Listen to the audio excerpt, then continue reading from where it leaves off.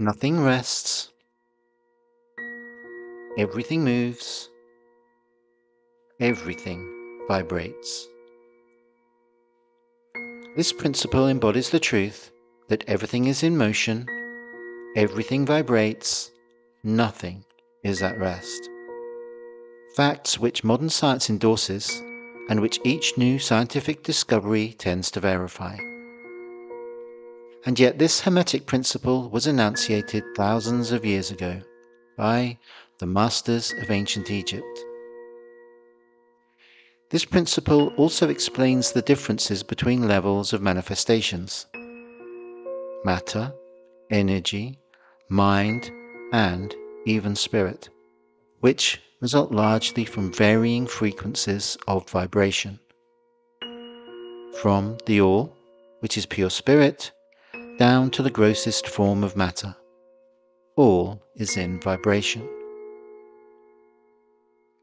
The Golden Rosycross recognizes this Hermetic principle that all is vibration, and that this difference in vibration also causes a fundamental condition which results in two distinct nature orders, two planes of existence.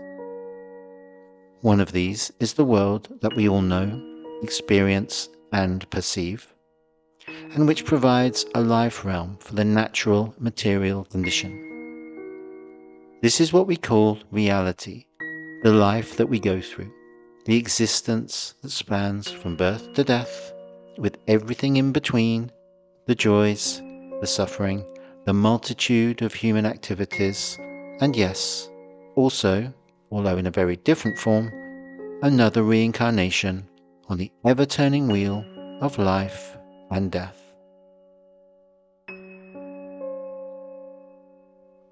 The other nature order is outside of what we can perceive ordinarily. It is in essence completely other to us. Yet it is out of this other plane that powers and forces responsible for guiding the spiritual development of humanity can also touch us. In this way, through a process of inner preparation, of awakening to this reality and all its consequences, we can re-emerge, we can be reborn into that higher field of consciousness and life. Human suffering stems from the essence of the ego, which is separation, fragmentation, and powerlessness. The supreme opposite to this would be divine love, whose essence is integration, unity, and serenity.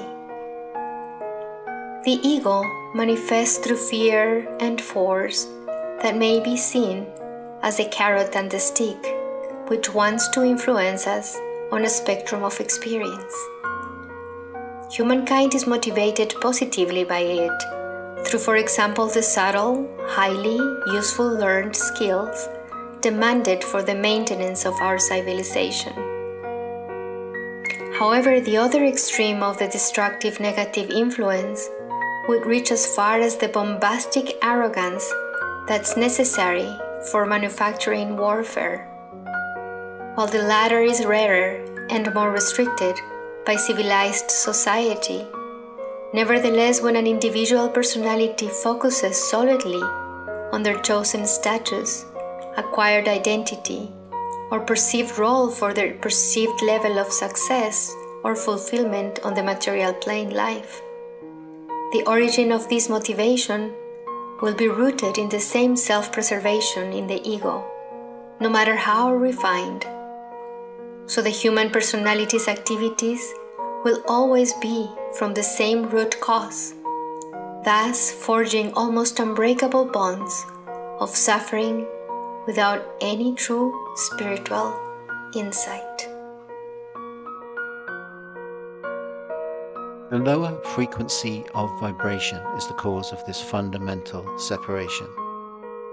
The interplay of polarities, the continuous rebalancing of forces and energies with opposite tendencies that we experience in our life, in our world, be it in the political or social arena, or within our own consciousness, bind us completely to these lower vibrations, which, at the same time originate from our lower creative faculties, our mind, our will, our actions, both in the human collective as well as in ourselves as individuals. This is the basis of movement in this world, where the human consciousness acts and manifests. Creation, maturation, and disintegration must follow each other as sure as night follows day, as we live totally enclosed within a recurring cycle of abundant life, but which is always concluded by death. If our inner disposition is totally attuned in daily life to the priority of self-preservation, this will be completely influenced by the lower vibrational forces of materiality. We could perhaps accept this condition and just get on with our lives. But can we? Perhaps you too feel an urge to reach for something else, something intangible.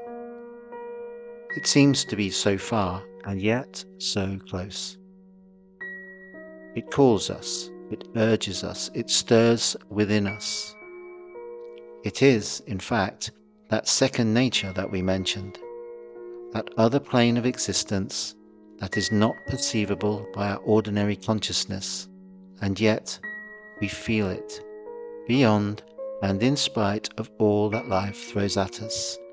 We feel it because an atom of a new reality, a spark of a fire not from this nature, is already present within us.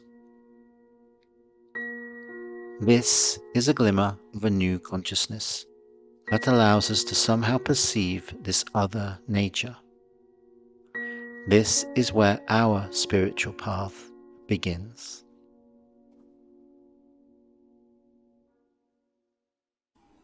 What now, you may ask? If we accept fully that our existence has so far been completely one with these limited material circumstances, we can open ourselves to a new attitude towards the experiences of our life.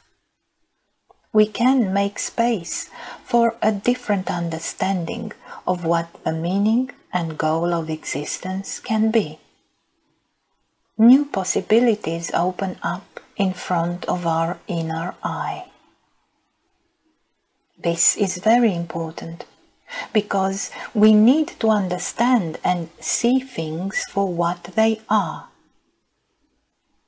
Is our inner disposition totally attuned in daily life to the priority of self-preservation, to the self-protection, which is protection of the sand castles we build, to the projections on which we construct the sense of what we do and who we are? Then we would be completely influenced by the lower vibrational forces of materiality. This is the prison we built. This is where the vibrational difference prevents any contact with a different, higher field of life, from where the touch of the eternal is able to manifest within our heart, to manifest via the first glimmer of consciousness that has awakened in us, which we Rosicrucians call Spirit Spark Atom. We live in the dawning era of Aquarius, where a deeper sense of feeling is gradually made possible. It awakens in the human heart its spiritual quality. More and more people seek a different kind of direction and purpose in life. Humanity senses an urgency for this new purpose, owing to the confusion that the earth is undergoing.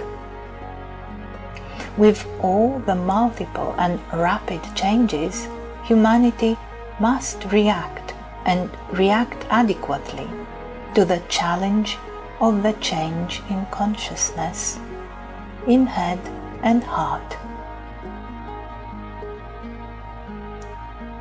When we are sincerely inspired to be consistent with this unfolding new perspective, we can find the true meaning of our own life and start on this new path.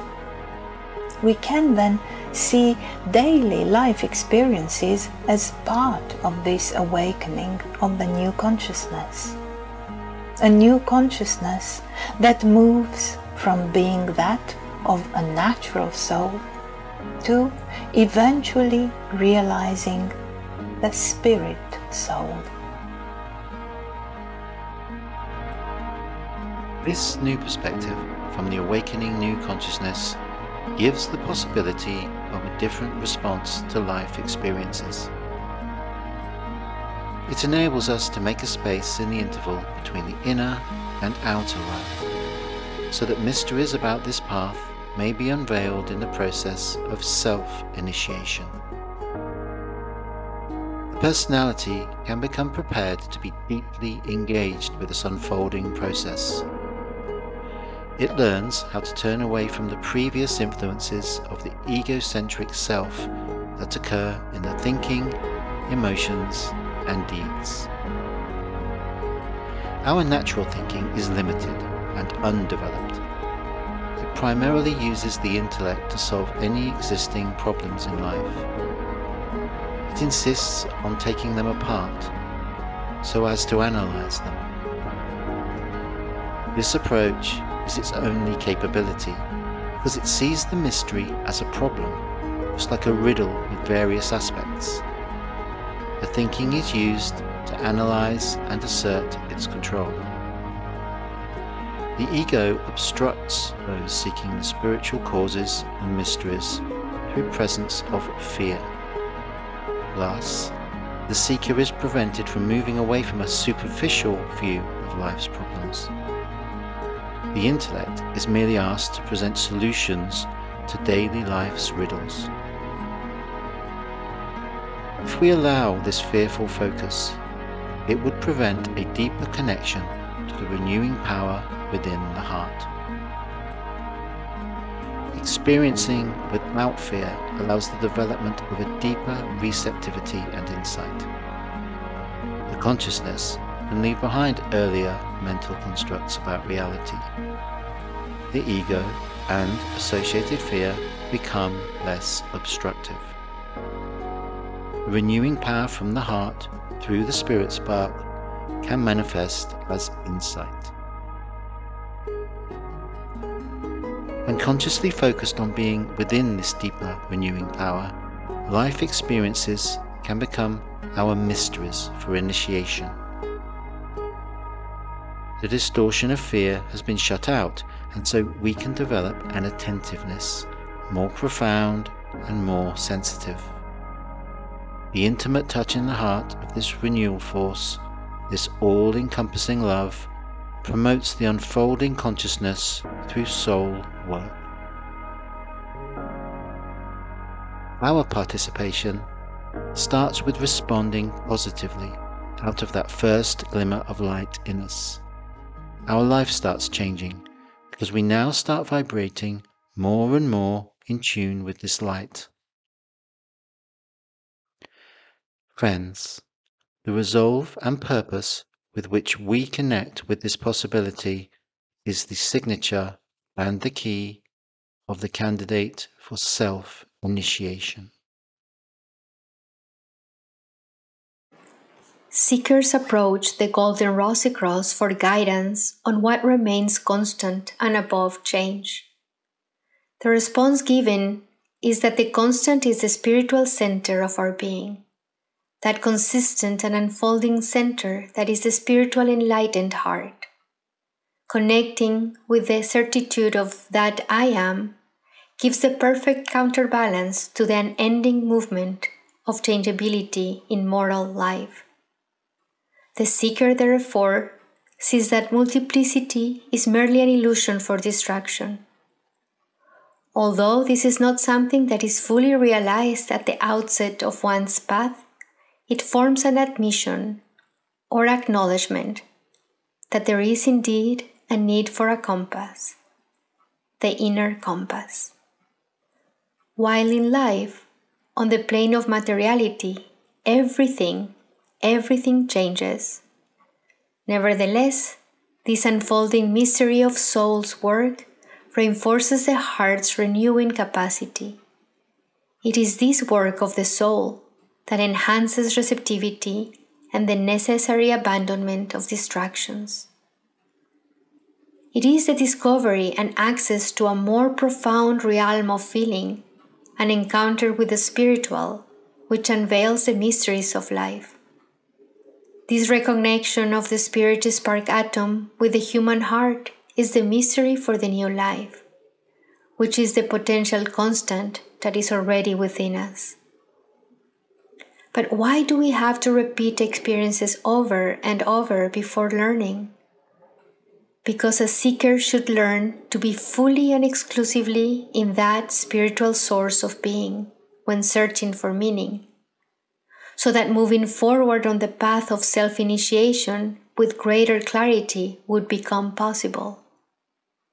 Entering into this process of transformation is only possible through the awakening of the rose of the heart, and the requirement for the seeker is to inwardly distance themselves from the earth-binding situations and their influences, registered in the heart and in the blood, and distance themselves from the astral realm of constant negative interference.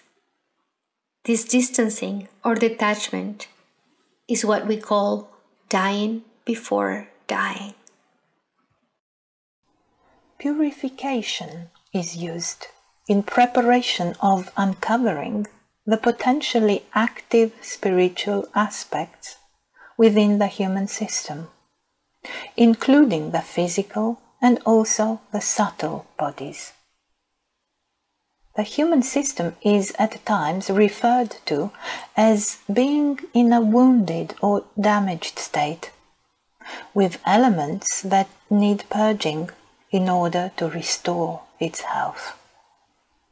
This is part of the soul's preparation. Friends, this preparation can take many years. Just as children develop in cycles of experiences, with a deeper understanding of what surrounds them, so the human being will repeat cycles of learning, of experiencing, of suffering. Days go by where we encounter the same obstacles, where our buttons are pushed again and again and we react automatically, because we have not yet reached enough insight. Months, years, entire lifetimes. Yes, lifetimes. The universal wisdom, as expressed in many traditions, speaks of reincarnation. We cannot shy away from this. The cycles of maturation of the soul, the possibility to finally listen to the touch of the all in us, will keep coming until we manage to get out, to get our life unstuck from the circle of repetition, from the donkey wheel of life and death, and raise our sight towards higher possibilities. Then we can start the process of purification, of detachment. As part of this process of purification, Taoism proposes the right way of living, as one that is in alignment with the Tao, the way. This refers to the way of the universe, the patterns of existence around us, patterns which are constantly being explored, understood, and reinterpreted. if you are living in accordance with the pattern of the Tao, the source, the universe, the pattern of everything, then you are living rightly. Leaving our old ways behind to enter the One, the All, the Way. For that, the heart must become less and less engaged in the controlling world of collective emotion and action. The type of thinking that is only based on the emotions of the natural soul is merely opinion. So, we aim to detach from the movements and influences of the lower plane of existence, from the plane of battling opposites, through the inner recognition that too many aspects of life are simply exploitative. They are binding us to the negative habits and attitudes of mind, where only sheer strength of opinion holds sway. We have proposed the fundamental importance of the role of the Spirit Spark's atom and the corresponding requirement of the seeker's keen attentiveness for being constantly ready to adequately respond to its liberating impulses. Having this solid foundation through contact with the spiritual impulses of the heart allows the thinking to continue the liberating work while limiting the influences of the ego to a biological minimum. The thinking, being released from the limitation of a constantly circular motion of the intellect, can begin now to experience renewal through an endless spiral of ascent towards the spiritual perspective of the field of resurrection. So, as the Spirit Spark is set within the mathematical center of the human system, or the microcosm, for the completion of the spiritual work of liberation, for oneness, love, freedom, we need to have a fuller picture of the other elements of this integrated spiritual entity. So the microcosm with the context of the cosmos and the macrocosm with new insights, we open a spiral of further mysteries to explore.